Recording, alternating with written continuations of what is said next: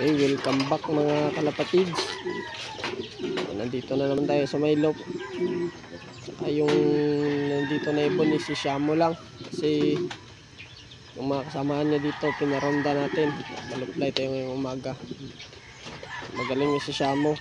Hindi na sana to ikarga ngayon, pero huwag na muna. Kasi mamaya kargahan na naman para sa fourth lap ng pan race. Yun, kondisyon ulit si Shamo. Hinihintay ko na lang gumaling yung sugat niya talaga. Siguro sa first lap ng derby na siya makakarga. Yan, ngayon hindi ko pa siya masyado pinoperunda kasi baka bumuka na naman yung sugat niya. Tsaka yung isang hen natin dito guys is tangitlog na pala.